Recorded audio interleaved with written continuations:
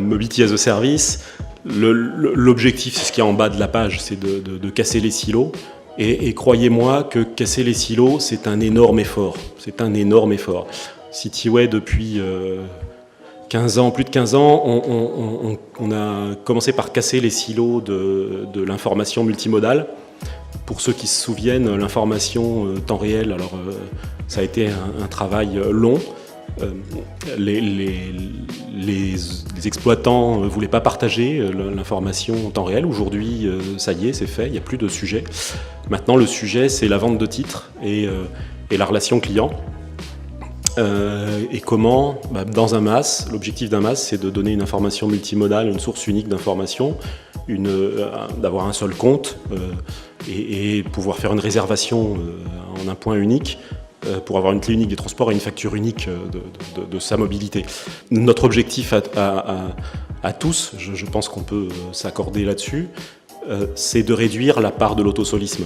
On a un taux d'occupation moyen des véhicules qui est proche de 1.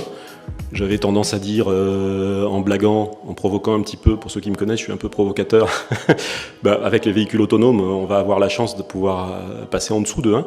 D'avoir un taux d'occupation qui sera inférieur à 1.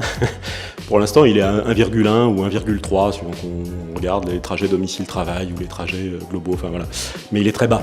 Donc, et la place de la voiture en ville, la place de la voiture dans nos régions, dans nos rues, c'est un vrai problème. C'est pas qu'un problème de trafic routier. C'est un problème de trafic routier, de fluidification du trafic, mais c'est aussi un problème d'espace, d'occupation de l'espace. Bon. Cityway est très techno, très innovant. Par contre, il faut penser à tous. Donc il faut apporter des services aux malvoyants, nos sites internet, et c'est la loi. Nos sites internet sont utilisables par les malvoyants. Et quand un site internet est utilisable par un aveugle, il est mieux pour tous, voilà, et ainsi de suite. Il faut apporter des services en centre d'appel pour que les gens puissent, qui n'ont pas accès, qui ne savent pas se servir d'internet, qui n'ont pas accès à un smartphone, puissent quand même avoir accès aux services. Donc vraiment penser à tous. Penser à tous, ça veut dire aussi, et ça c'est le point d'entrée du MaaS, ça veut dire aussi penser aux zones excentrées. En centre-ville, il y a des vélos en libre service, il y a de l'autopartage, il y a des métros, il y a des bus, l'offre est tellement riche et tellement dense que ça y est, on peut se passer sa voiture en centre-ville.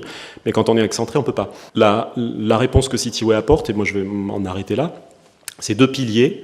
Une clé de voûte et des fondations. Les 2 piliers, c'est l'information multimodale et la vente multimodale.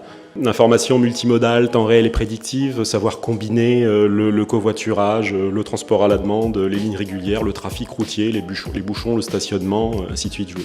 Et informer en combinant tous les modes. Premier pilier. Deuxième pilier, vous le verrez avec le compte Mobilité Mulhouse, pouvoir vendre tous les modes. Payer son parking, payer son taxi, payer son transport en commun, son tramway, son métro, ainsi de suite. Son stationnement, c'est majeur. Voilà, ça, ce sont les 2 piliers. Et puis, quand je dis penser à tous, la clé de voûte, c'est la mobilité à la demande. Comment on va chercher les gens qui sont excentrés, qui ne sont pas dans les centres-villes? C'est apporter des solutions un peu plus souples, comme le covoiturage, comme le transport à la demande, comme des différents moyens d'accès à la mobilité. Et puis, dernier point, les fondations. La data, c'est à la fois ce dont on a besoin pour produire les services, et puis les services produisent de la data qui peuvent aider les collectivités locales à mieux comprendre la mobilité sur leur territoire. Le seul modèle économique de Cityway, c'est du B2G, de vendre, d'offrir nos services aux collectivités locales, parce qu'on pense, et c'est dans notre ADN, que la mobilité doit être gérée par les collectivités locales. Et non pas par Google ou autre.